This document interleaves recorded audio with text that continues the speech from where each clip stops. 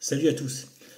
Là, j'enchaîne un peu les vidéos parce que bon, plus il pleut dehors, tout ça, samedi. Voilà, donc là, j'enchaîne un peu quelques vidéos sur des thèmes. J'ai percuté un truc qui m'est venu comme ça en fait, mais en fait, comme si c'était. Mais en fait, ça tombe sous le sens. En fait, c'est simple. C'est tout simple et tout bête. Pourquoi on s'est tous posé cette question, mais à quel moment on est passé dans l'autre dimension?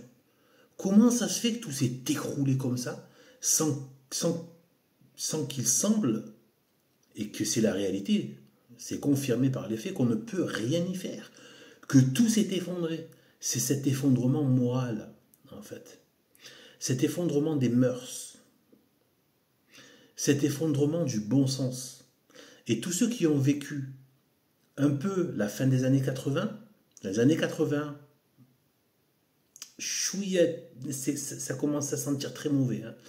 Les années 90, là ça y est.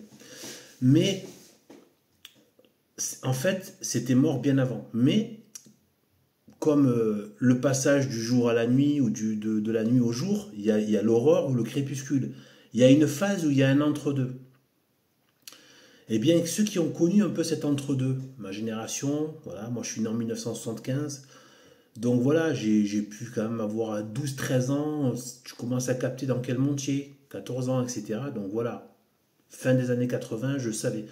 Donc voilà, je savais, j'étais dans le truc quoi. Et donc dans quelle société? Je captais vraiment des choses avec plus de conscience qu'en étant tout petit.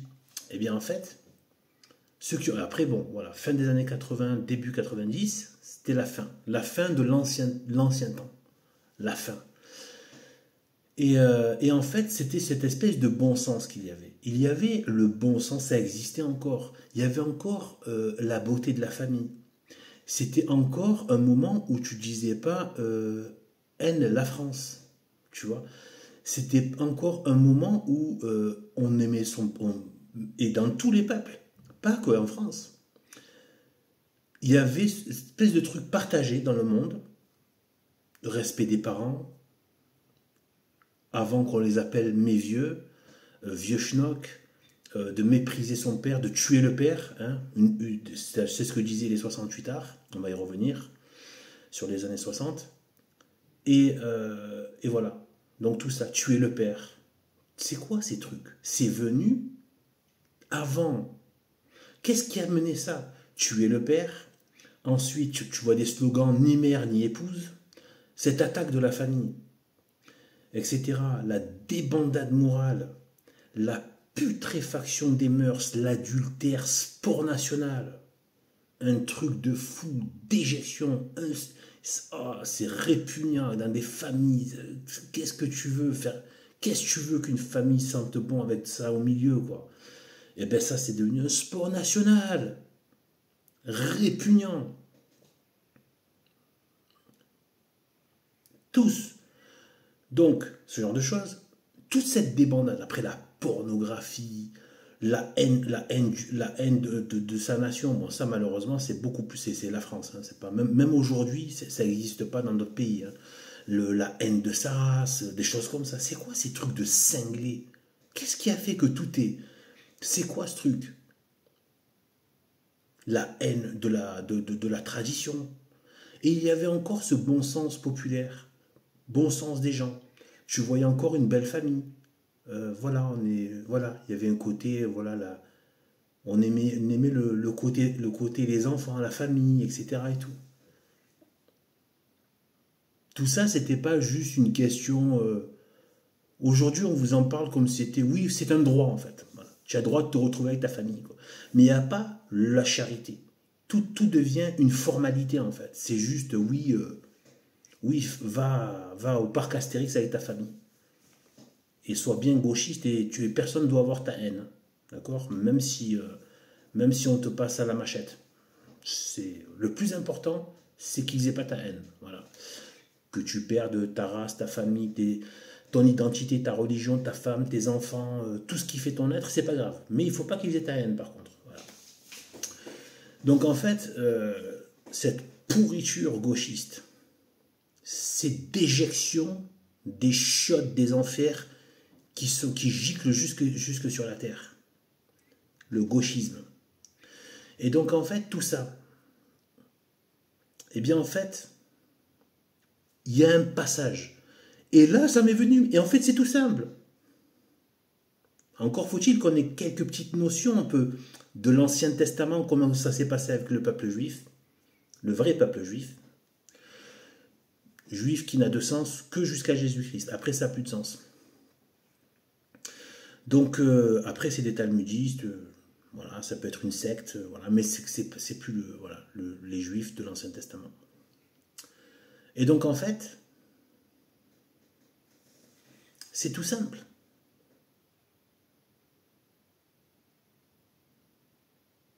C'est tout simple. On s'est tous demandé, mais comment est-ce possible?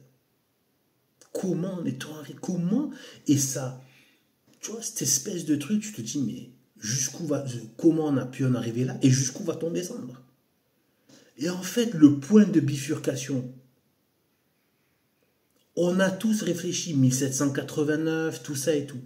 Mais même après 1789, malgré toute l'action occulte de la franc-maçonnerie, malgré toute cette synagogue de Satan qu'est la franc-maçonnerie, malgré toutes ces actions malsaines dans la société, malgré les influences de sa sœur, le communisme, de sa tentacule aussi, le socialisme, le gauchisme, etc. Malgré tout ça, malgré les 2 guerres mondiales, la Commune de Paris encore avec les cafards gauchistes et communistes, etc. Malgré tout ça, malgré Napoléon, toutes ces saloperies, malgré tout ça, il restait encore un parfum catholique. Tu vois encore des vieux, par exemple, quand tu vois maintenant, le problème, c'est que c'est en train de disparaître. Ces vieux meurent petit à petit, ils sont en train de disparaître. Là, même dans les années 2000, tu peux encore voir des vieux qui te disent, en fait, ils sont baptisés, pour eux, quand tu leur parles de christianisme, ça leur parle, tu vois. Il va arriver un moment où des enfants vont voir des vieux qui n'ont jamais connu de monde chrétien, quoi. Nous, on a connu ça. On a connu tous des vieux, des anciens qui avaient... dès qu'il y a une référence au catholicisme, quand même, ça veut dire que leur époque, pas si lointaine que ça, les années 40, tout ça, 50, 30, 20, ben c'était catholique, c'était chrétien. Il y avait des valeurs saines, etc. Malgré toute cette action perfide de l'esprit mauvais, à quel moment c'est parti en vrille? C'est tout simple comme bonjour. Avec Vatican II. Depuis 1960. Depuis qu'il n'y a plus de pape. Depuis l'imposteur rosicrucien Jean XXIII.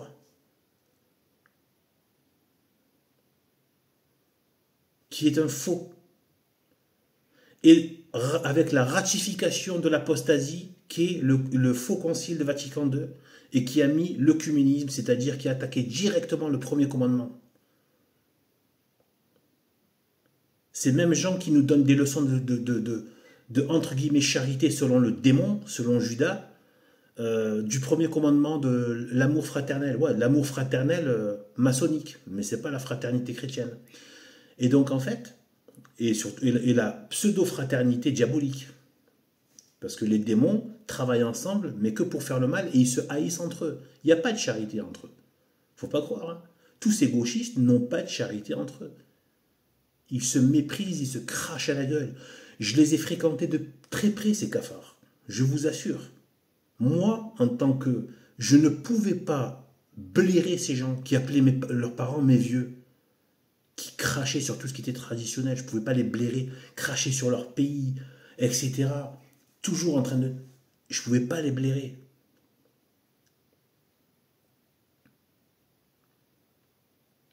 Eh bien, en fait,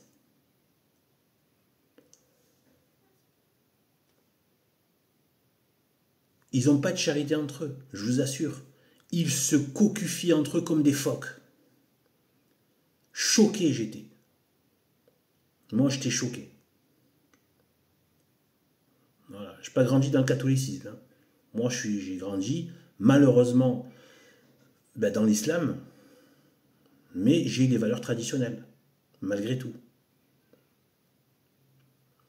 j'ai j'étais choqué de voir ça. Des gens qui crachent sur leurs parents, sur leur pays, sur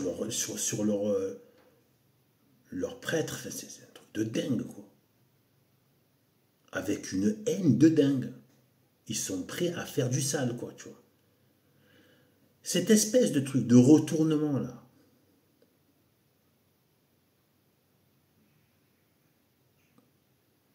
Eh bien, en fait, et encore, je ne fais pas la liste. Hein.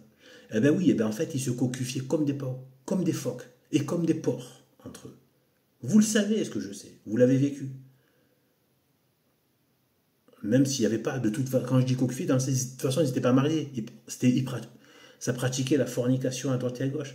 Mais même dans la fornication, ils n'arrêtaient pas de s'entrecocufier. Comme des phoques, aucune. Alors qu'ils étaient là en train de manger ensemble, comme des clébards. Et après, ils faisaient ça. Oh, c'est répugnant. Je veux dire, c'est pas possible, ces gens. Pour un milliardième de ça, déjà, tu es déjà grillé, en fait. Donc, ce que je veux dire, c'est l'immoralité dans l'immoralité, déjà. Vous voyez, ça va encore plus loin, ça va creuser. Tu creuses le trou, en fait. Eh bien, en fait, le point de bifurcation,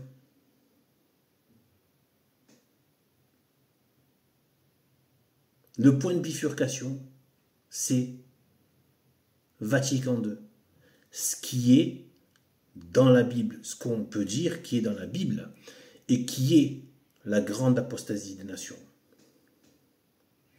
Il y a l'apostasie des nations et il y a la grande apostasie. Les nations apostasiées, il y a la grande apostasie. La grande apostasie, c'est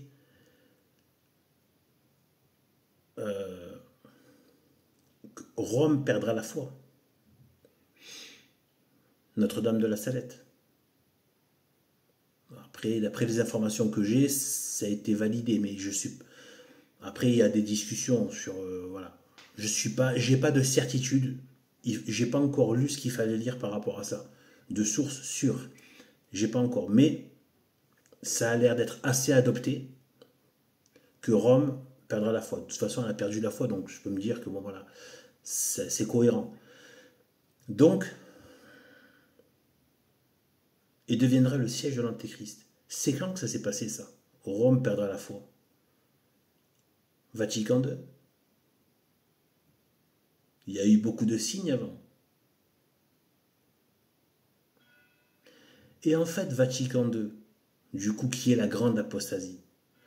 Qu'est-ce que crée l'apostasie? Qu'est-ce que crée le fait que tu mettes les autres cultes, que tu mélanges les autres cultes, que tu amènes les autres cultes devant la face de Dieu?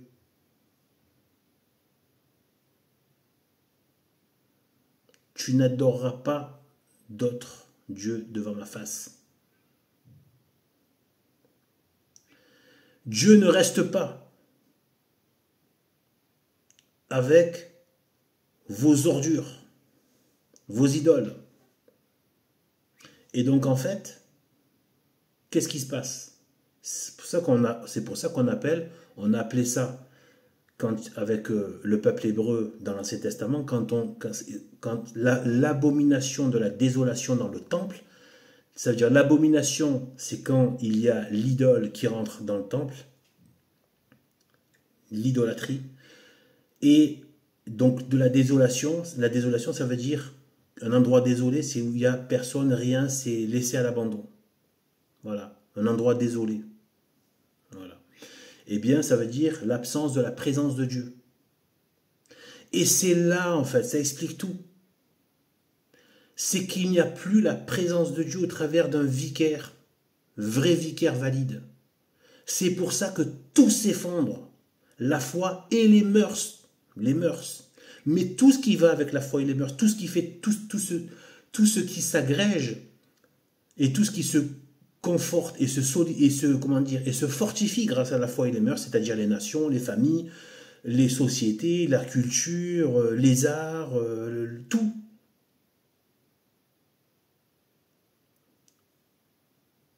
Les corps, la psychologie, tout.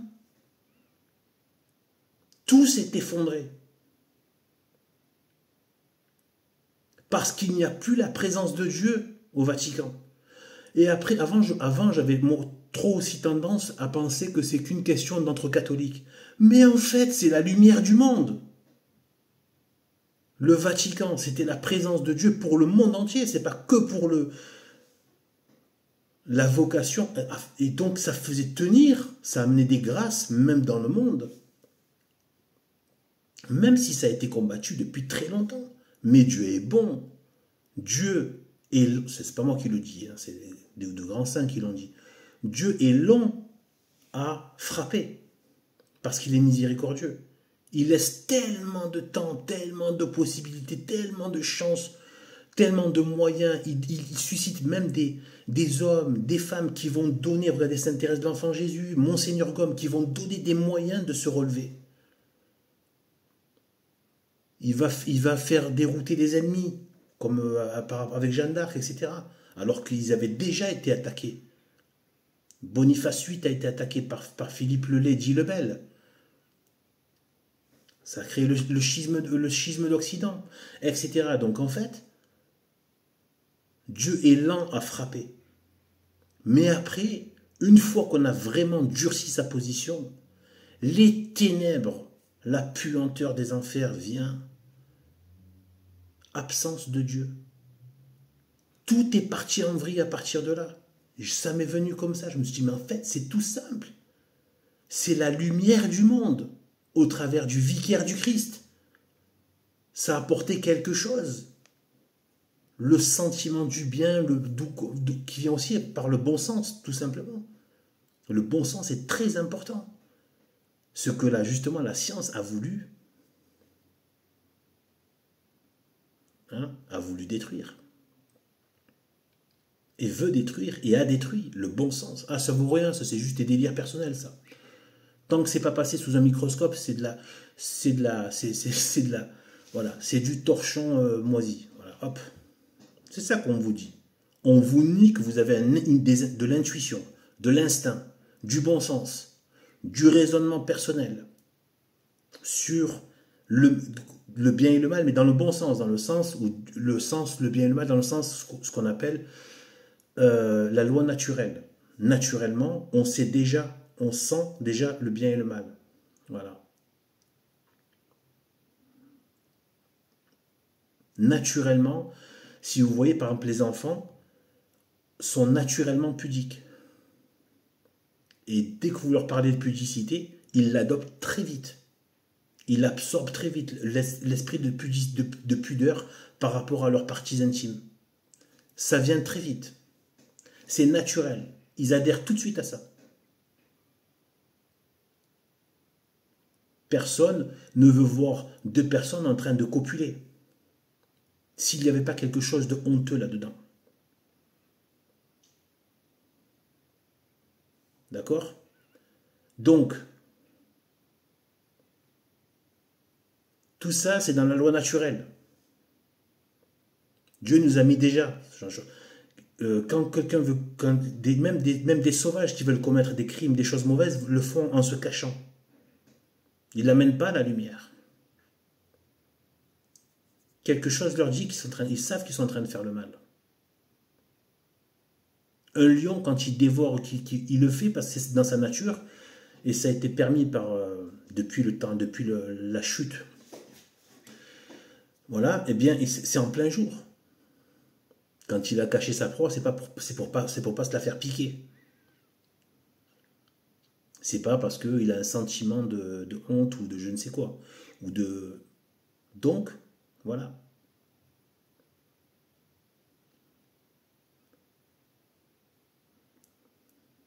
Donc, en fait, c'était la lumière du monde. C'était pas que la lumière du monde catholique. C'était la lumière du monde entier.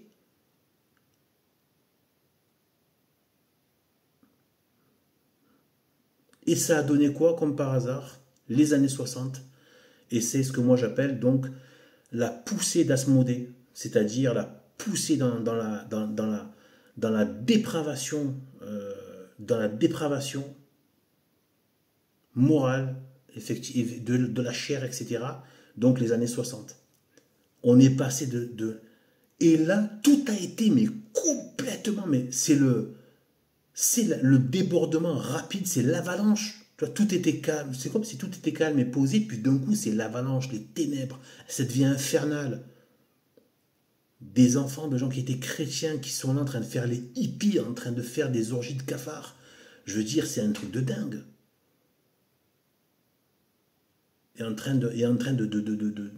D'agir pour le démolissement total de tout ce qui est bien dans le monde, en se faisant passer eux pour les gens qui vont apporter le bien. Mais évidemment, avec leur cervelle de dindon, ils croient on va mettre de côté saint Thomas d'Aquin, saint Augustin, saint Grégoire le Grand, tous les grands saints, etc., les grands évêques qui ont parlé, qui ont fait des traités hallucinants de sagesse, de bien. On va tout mettre ça de côté et on va écouter cette face de chiteux en train de te raconter soyons cool. Mais va te cacher, espèce de cafard. Donc en fait, je vous dis, le point de bifurcation qui concerne pas que le monde que ceux qui étaient déjà catholiques, mais même les grâces que ça pouvait attirer dans le monde, dans les esprits humains. Cette grosse débandade est venue de là. Donc c'est pas pour rien que non seulement c'était le but qu'il fallait atteindre et qu'ils ont atteint en plaçant un de leurs clébards, Jean 23, et c'est toujours ce qu'ils veulent aujourd'hui et qu'ils veulent empêcher que revienne la lumière parce que Satan, pendant qu'il dit à tout le monde matérialisme, matérialisme, lui sait très bien d'où vient la lumière. La lumière à laquelle il ne peut pas survivre. C'est-à-dire la conversion des cœurs, des âmes à la foi catholique et au Sacré-Cœur de Jésus-Christ. L'église traditionnelle intégrale, sans compromission. Ça, c'est le cauchemar du système. C'est pas le cauchemar du système genre que des élites, c'est le cauchemar de l'esprit du mal. Faut pas croire que le mal n'est que dans les hautes sphères. C'est rempli, même le kidam dans la rue, il est infesté. Il n'a pas envie de ça aujourd'hui. Voilà. Sur ce, que Dieu nous bénisse et à bientôt.